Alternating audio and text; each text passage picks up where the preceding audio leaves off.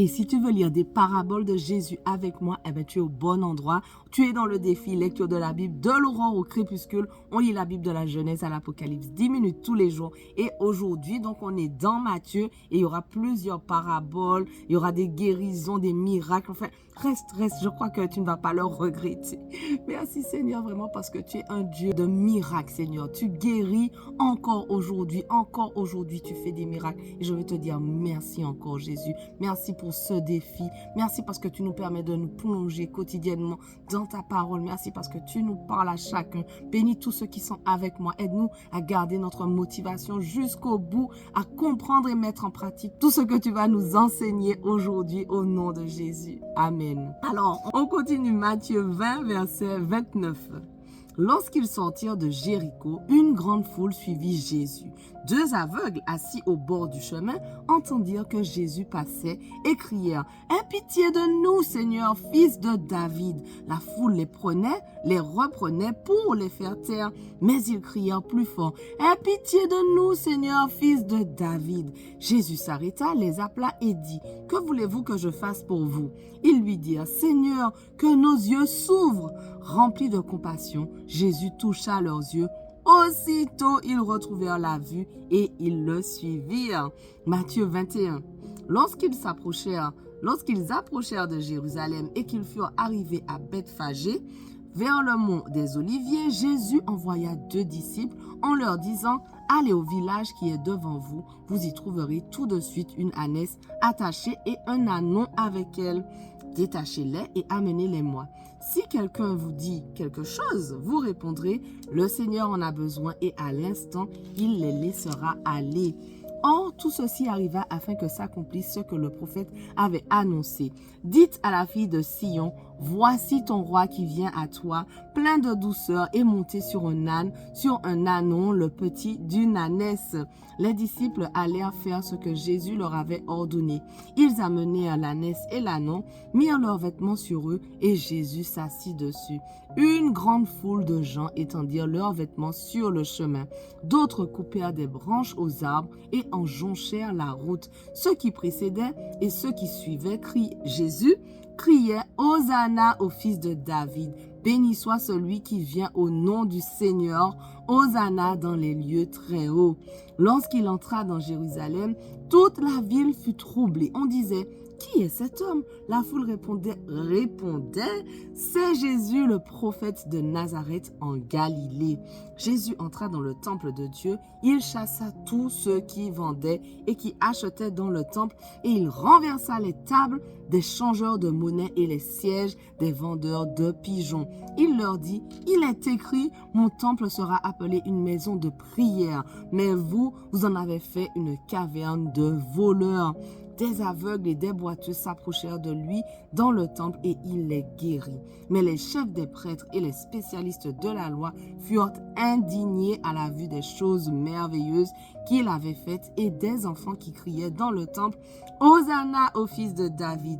Ils lui dirent « Entends-tu ce qu'ils disent ?» « Oui, leur répondit Jésus. « N'avez-vous jamais lu ces paroles ? Tu as tiré des louanges de la bouche des enfants et des nourrissons. » Puis il les laissa et sortit de la ville pour aller à Béthanie où il passa la nuit.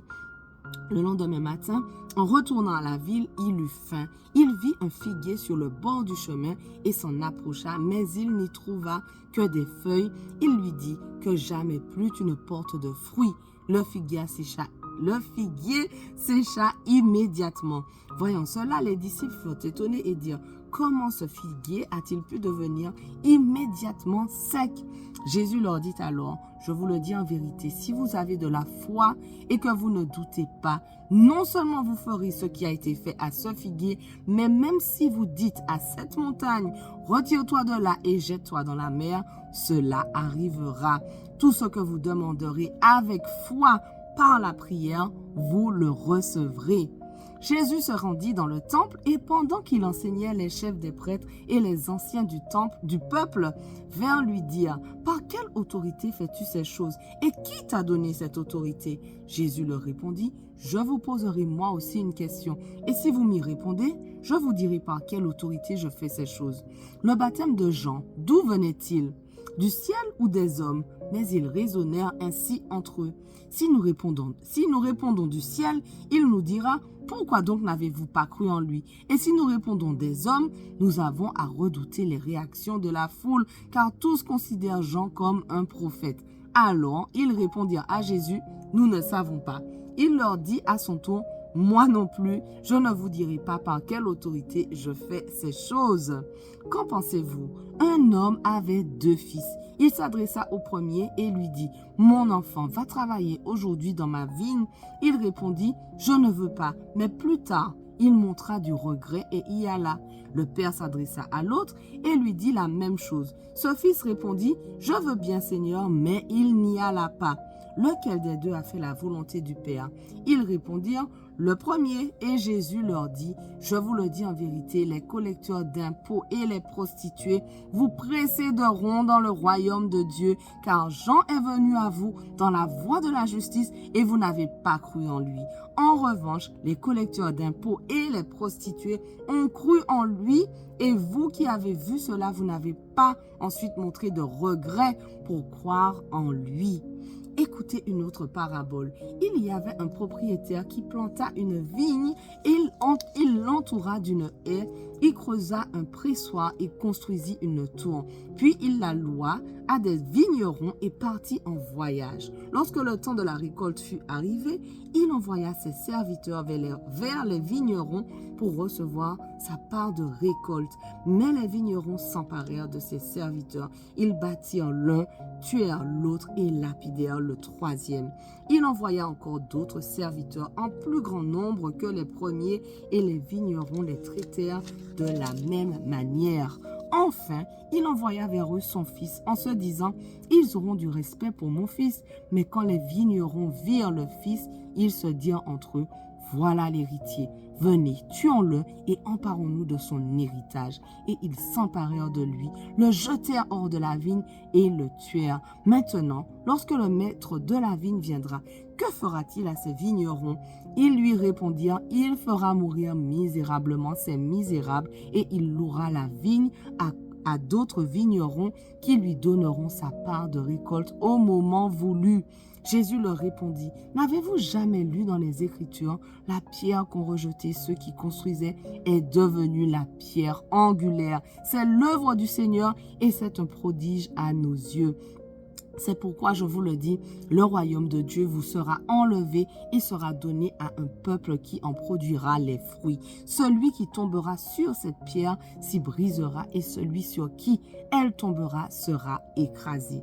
Après avoir entendu ces paraboles, les chefs des prêtres et les pharisiens comprirent que c'était d'eux que Jésus parlait. Ils cherchaient à l'arrêter, mais ils redoutaient les réactions de la foule parce qu'elle considérait Jésus comme un prophète.